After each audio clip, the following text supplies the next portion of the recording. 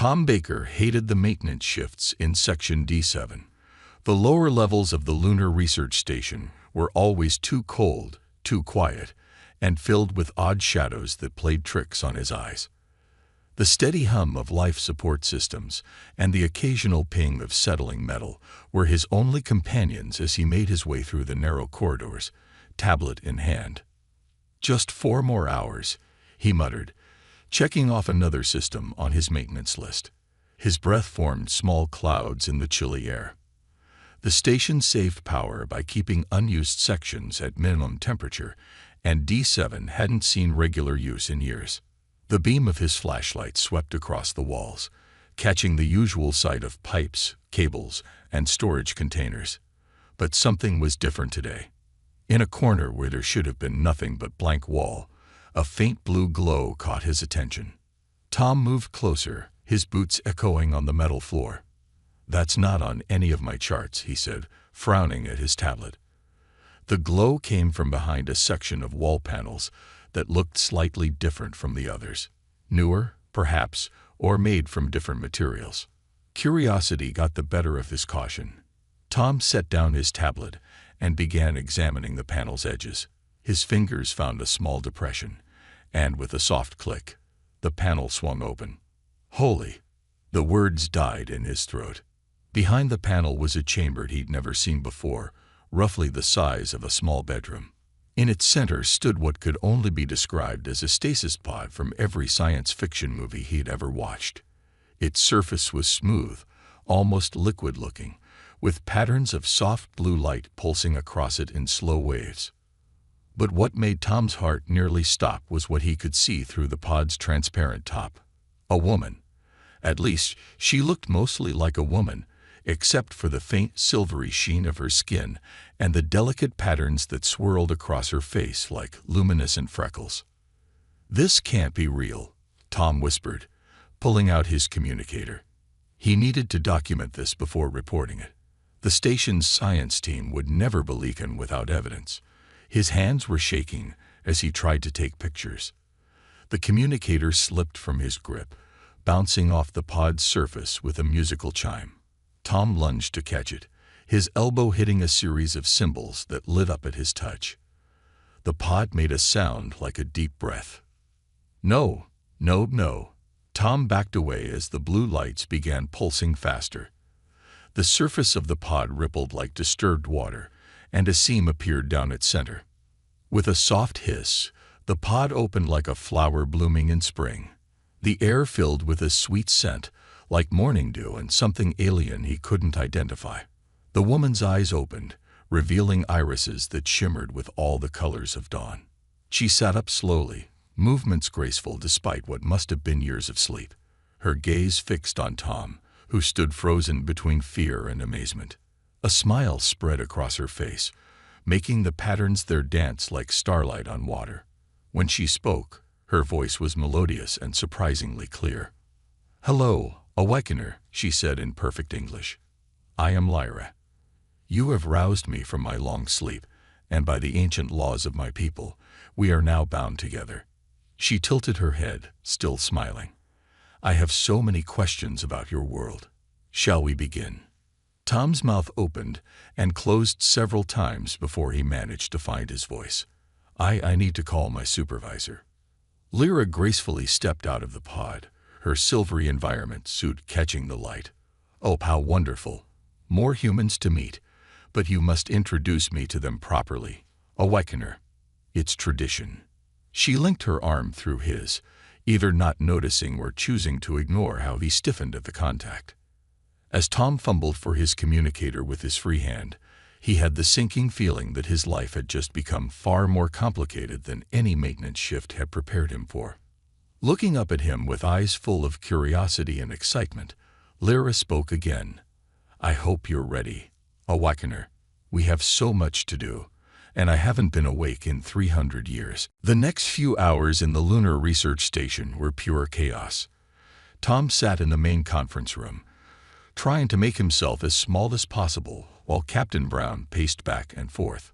6 different screens showed the faces of Earth's top officials, all talking at once. "Lyra, on the other hand, seemed to be having the time of her life. "And this is what humans call coffee?" she asked, picking up the captain's mug. Before anyone could stop her, she drank it all in one gulp. "Oh, the molecular structure is fascinating, though you really should add more sugar." "Miss Lyra," Captain Brown said, rubbing his temples, "could we please focus on the matter at hand? You mentioned a threat to Earth." Of course," Lyra said, but instead of addressing the captain, she turned to Tom. "Awakener, shall I tell them about the darkness?" Tom shifted uncomfortably in his chair. Ever since he'd found her, Lyra refused to speak directly to anyone else.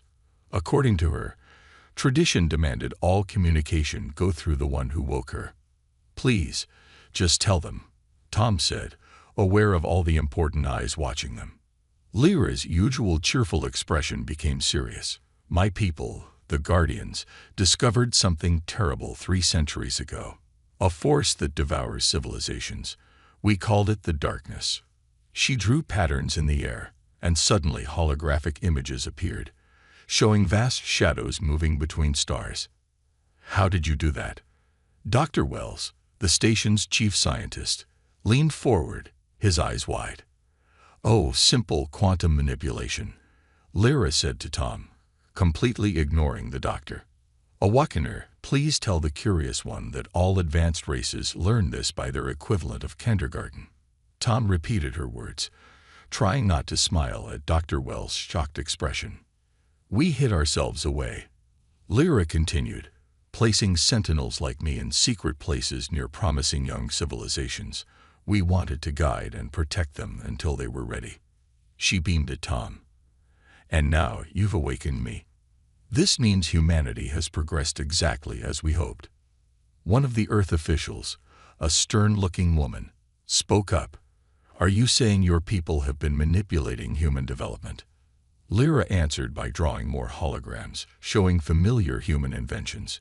"Guiding, not manipulating. The microchip. We left the inspiration for that. Internet. A simplified version of our planetary communication system. Though," she turned to Tom with a grin, "you did surprise us with something called cat videos. Those were entirely your idea." The room erupted in questions, but Lyra was already moving on. She walked around the conference table, touching various devices and leaving them glowing with subtle improvements. "Everything here is so charmingly primitive.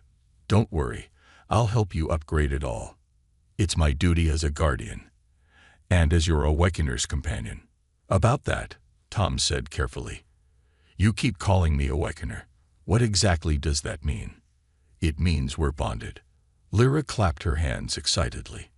"In my culture, the one who wakes a guardian becomes their permanent partner. We'll be together forever, or at least until the darkness arrives, which should be."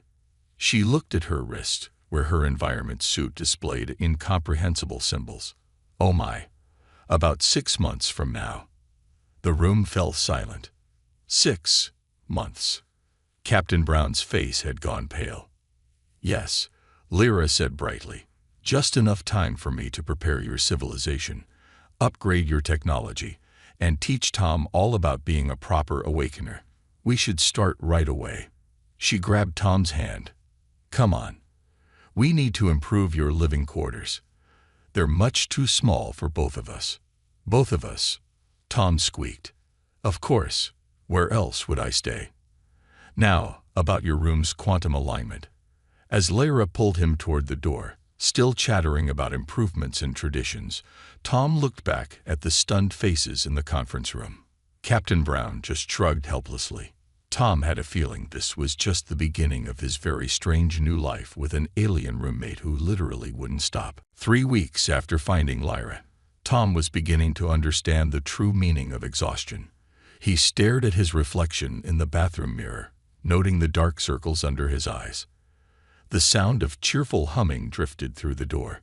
"Awakener, I've just had the most wonderful idea about improving the station's waste management system." Tom groaned. "Lyra, it's 3 a.m. Earth time." "Time is just a construct," Lyra's voice sang back. And besides, I've already started the modifications. Tom rushed out of the bathroom to find his quarters transformed yet again. Their shared living space now glowed with soft purple light, and strange crystalline structures grew from the walls. Lyra stood in the middle of it all, her silver skin gleaming as she manipulated floating holograms.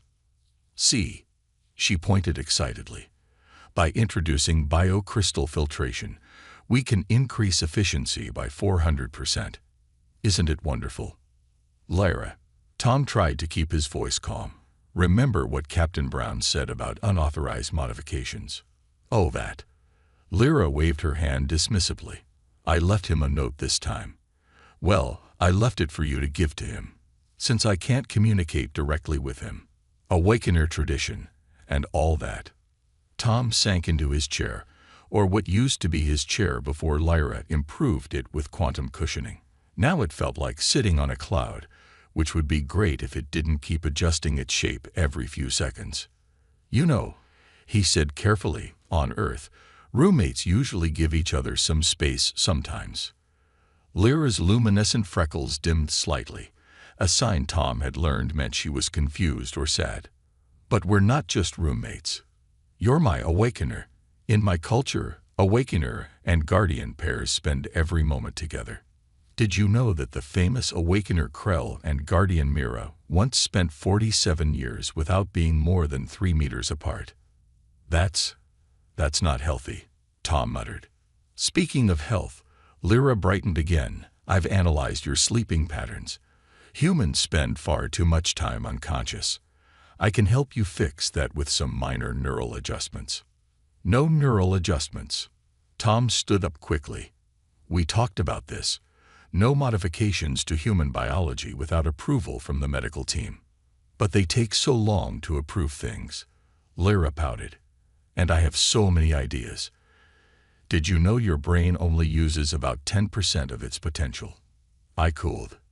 That's actually a myth, Tom interrupted. And please stop scanning my brain while I sleep.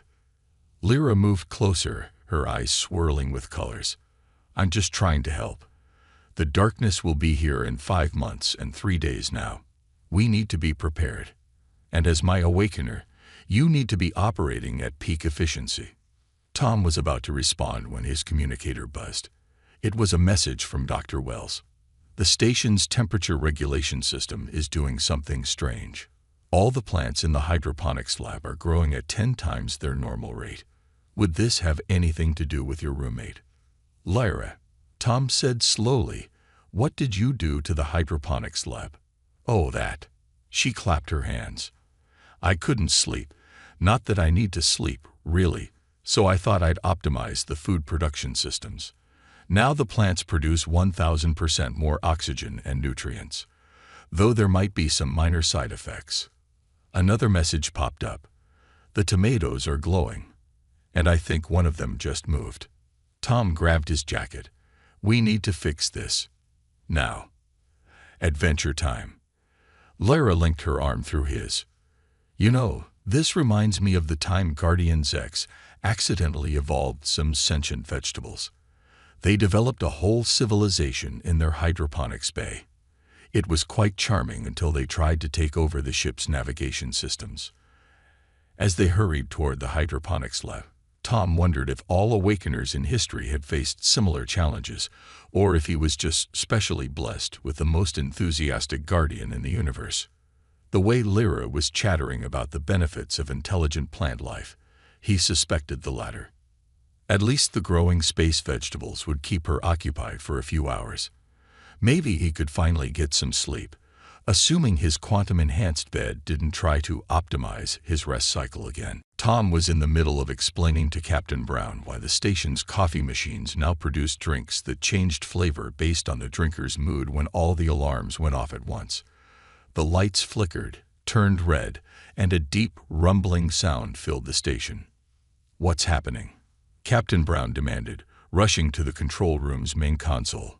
Before anyone could answer, Lyra burst through the door, moving faster than Tom had ever seen her move. Her usual playful demeanor was gone, replaced by an intensity that made her luminescent patterns pulse rapidly. Awakener, She grabbed Tom's arm. It's here. Well, not here, but close enough to detect. The darkness just entered the outer solar system. The main screen crackled to life, showing a strange pattern of distortions in space near Neptune. Dr. Wells adjusted his glasses, staring at the readings. I've never seen anything like this. It's as if space itself is being eaten. That's exactly what's happening, Lyra said, speaking to Tom but loud enough for everyone to hear. The darkness doesn't just destroy planets or civilizations. It consumes reality itself. My people spent thousands of years studying it. She waved her hand, creating a holographic display that showed the solar system. A massive shadow crept along its edge, distorting everything it touched. We have less time than I thought. At its current speed, it will reach Earth in 3 months, not 5. But you can stop it, right? Tom asked, trying to keep the fear out of his voice. That's why your people left you here. Lyra's expression softened as she looked at him. Yes, but I need your help, Awakener. All those improvements I've been making to the station. They weren't just random upgrades. Each one is part of a larger system, a defensive network that spans your entire solar system. Captain Brown stepped forward. You've been preparing us this whole time. Of course. Lyra beamed. Though some of my preparations got a bit sidetracked. Those sentient tomatoes in hydroponics weren't supposed to develop telepathy. That was just me showing off. She looked slightly embarrassed, but everything else was necessary. The quantum-enhanced communications, the biocrystal energy systems, even Tom's self-adjusting chair. They're all components of the defense grid. Tom thought about all the strange modifications Lyra had made over the past weeks. Even the coffee machines. Especially the coffee machines. They're actually quantum computational nodes disguised as beverage dispensers. Very sneaky, right? She looked proud of herself. My people believe the best way to hide advanced technology is to make it look like everyday improvements. The station shook again as another wave of distortions reached their sensors. Lyra's expression turned serious. But now we need to activate everything. And that's where you come in, Awakener. She turned to Tom, her eyes swirling with urgent colors. Remember how I said we were bonded? That wasn't just a cultural tradition. The defense system requires both Guardian and Awakener to function.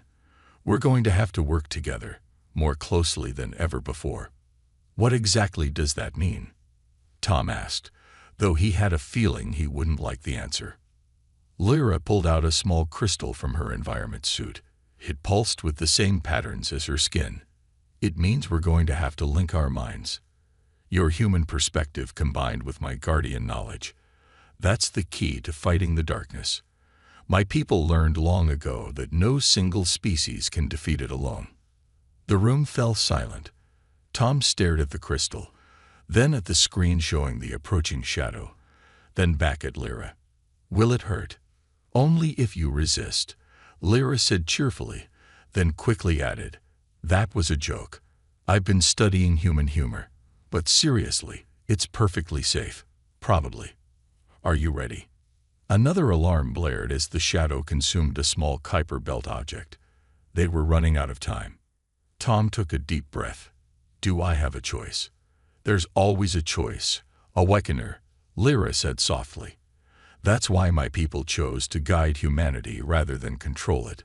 But right now, we really need to hurry before the darkness notices us. Also, the quantum coffee machines are getting anxious.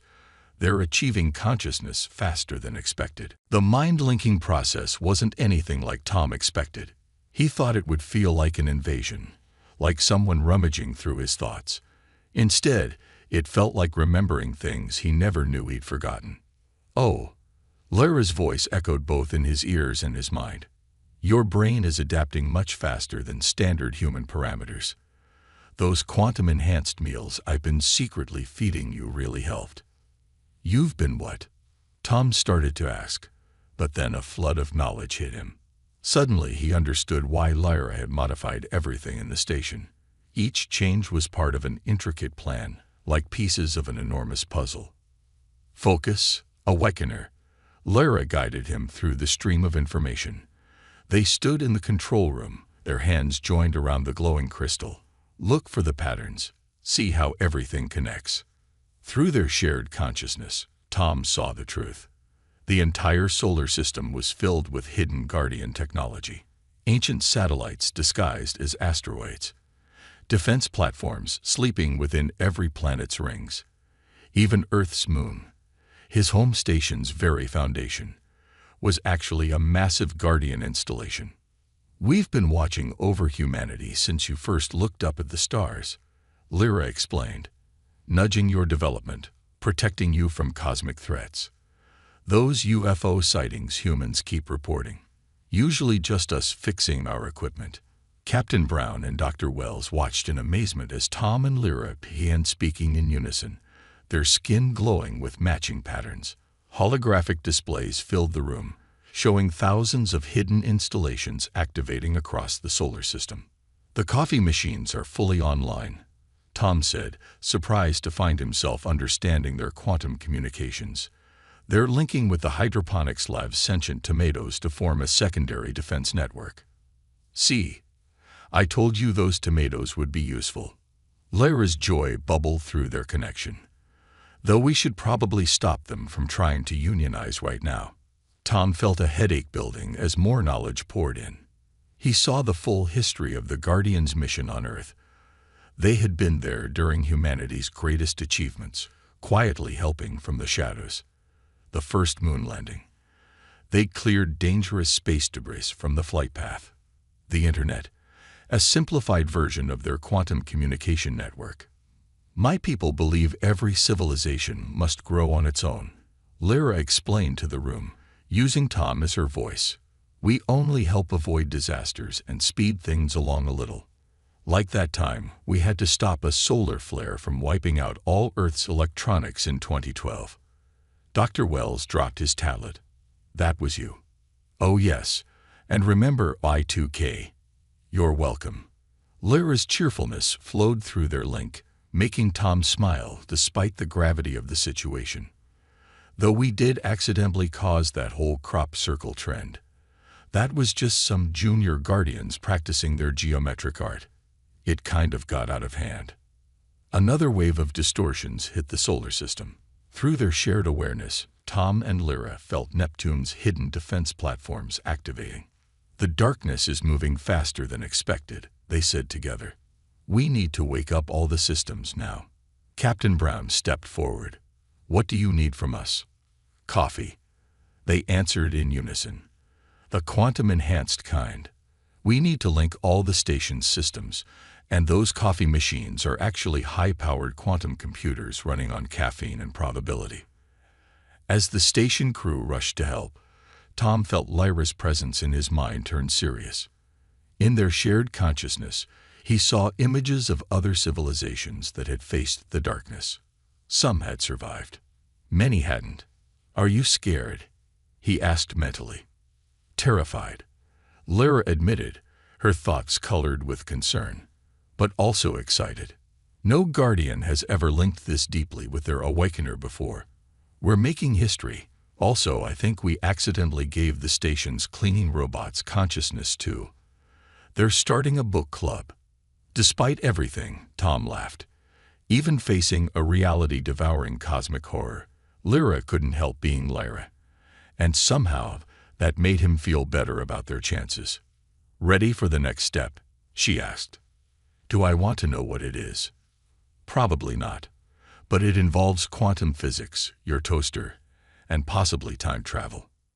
Tom sighed both mentally and physically.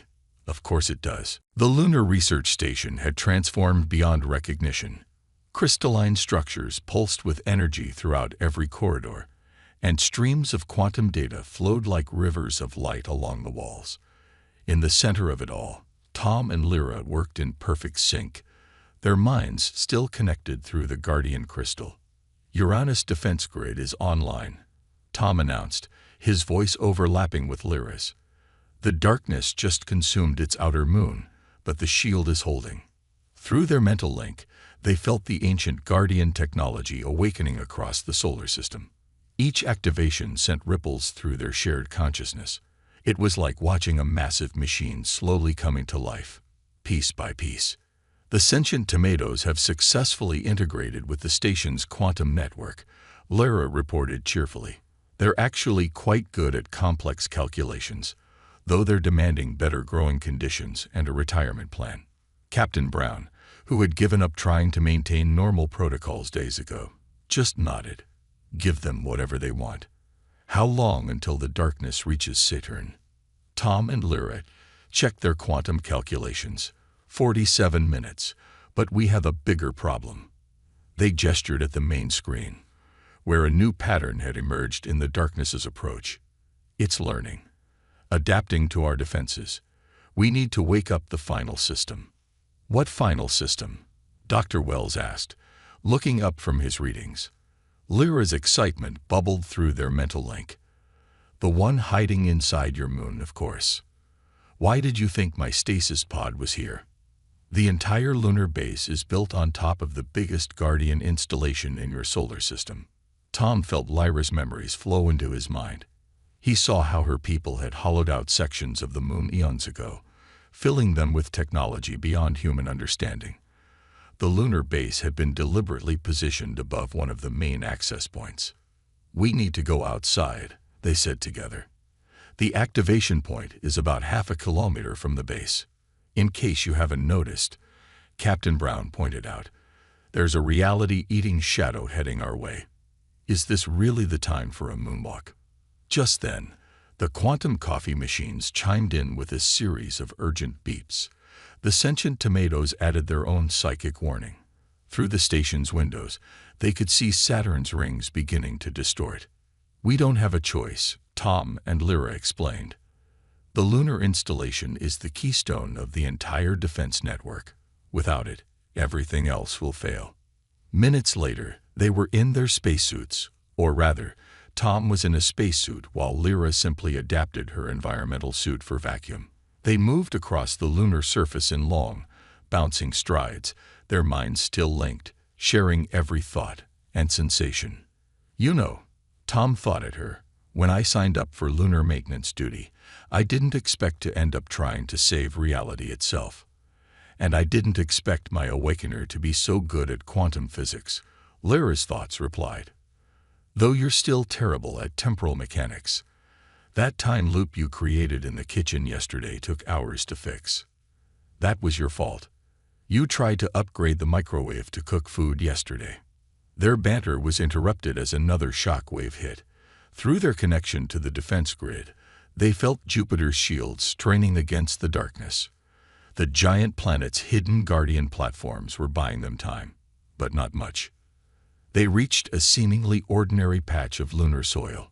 Lyra raised her hand, and patterns of light spread from her fingers, revealing complex geometric designs hidden beneath the dust. Ready? She asked both mentally and aloud. Tom nodded. Will this be dangerous? Oh, definitely. Lyra's thoughts were bright with excitement. We're about to channel enough energy to power a small galaxy through our bodies. The good news is, I'm 90% sure we'll survive. And the bad news? Well, there's a small chance we might accidentally turn the moon inside out. But don't worry. I calculated the odds, and it's only a 15% possibility. The sentient tomatoes double-checked my math. Before Tom could protest, the ground beneath them began to glow. The final defense system was awakening, and there was no turning back now. Through their mental link, Lyra sent one last thought. By the way, if we survive this, we should really talk about your SOC organization system. It's horrifyingly inefficient. Light erupted from the lunar surface, forming a pillar that stretched into space. Tom and Lyra stood at its center, their minds merged more completely than ever before. Through their shared consciousness, they felt the moon's ancient machinery rumbling to life beneath them. Is it supposed to make that sound? Tom thought nervously. More or less, Lyra's thoughts replied. Though the grinding noise is new, probably just a few million years of dust in the gears. The darkness had reached Saturn now, its rings twisting and vanishing into the void. But as the lunar installation powered up, something remarkable happened. Golden energy began flowing from every Guardian installation they had activated, forming a vast web throughout the solar system. Inside their merged consciousness, Tom and Lyra worked together, directing the energy flows. Tom's human intuition combined with Lyra's Guardian knowledge created something entirely new, a defense that neither species could have managed alone. The quantum coffee machines report all systems at maximum power, they announced together. The sentient tomatoes are providing additional computing support, though they want overtime pay. Captain Brown's voice crackled over their comms. Whatever you're doing, keep doing it. The darkness is slowing down. They were. Through their mental link, Tom and Lyra poured everything they had into the defense network. The golden web of energy began to pulse, each beat pushing back against the consuming void. You know, Lyra thought as they worked, no Guardian and Awakener pair has ever achieved this level of synchronization before. We're making history. Also, we're probably breaking several laws of physics. Can we worry about the physics violations later? Tom replied mentally. Reality eating shadow to deal with first. The darkness reached Jupiter, but this time something was different.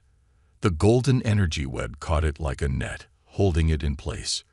Through their connection to the defense grid, Tom and Lyra felt the ancient Guardian technology doing what it was built to do, not just stopping the darkness, but beginning to unmake it. Now comes the tricky part, they said together. We need to reverse its entropy. It's what? Captain Brown asked over the comms. We're going to turn it inside out. Lyra explained excitedly, like doing laundry, but with the fabric of reality. Tom felt her preparing to channel an impossible amount of energy through their linked minds. Will this hurt?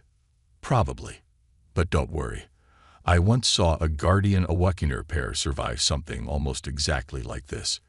Well, sort of survive. They did end up swapping bodies for a week. Before Tom could protest, Lyra initiated the final sequence. Golden light blazed from every Guardian installation in the solar system, channeling through the lunar base and into their joined consciousness. For a moment, Tom felt like his mind was expanding to fill the entire solar system. The darkness writhed, caught in their golden web. Then, with a sound that somehow managed to be both a bang and a whisper, it collapsed in on itself. Where it had been, stars shone again, undimmed. Tom and Lyra fell to their knees on the lunar surface, their minds slowly separating back into individual consciousness. Through the station's windows, they could see cheering crews celebrating. Did we just? Tom gasped. Save your entire solar system? Yes. Lyra beamed at him through her environment suit, and we only broke 3 fundamental laws of physics doing it. 4 if you count that thing with quantum-entangled coffee machines, which I don't because they volunteered. As they made their way back to the station, Tom finally asked the question that had been on his mind. So, what happens now? With the darkness gone, will you be leaving? Lyra linked her arm through his, a gesture familiar after their shared mental experience. Leave? Of course not. First, we have so much cleanup to do. All those defense installations need maintenance. The sentient tomatoes want to start a democracy, and someone needs to teach your species about proper quantum physics. She paused, her patterns glowing softly. Besides, you're my awakener. We're stuck with each other now. I hope you don't mind. Tom looked at the Earth hanging in space before them, then at the alien who had turned his life upside down and helped him save humanity. I think I can live with that. But can we agree on no more unauthorized upgrades to my toaster? Of course, Lyra said brightly. Though I should mention your refrigerator has achieved enlightenment and wants to start a meditation class. Tom sighed, but he was smiling. Some things would never change, and maybe that wasn't such a bad thing after all.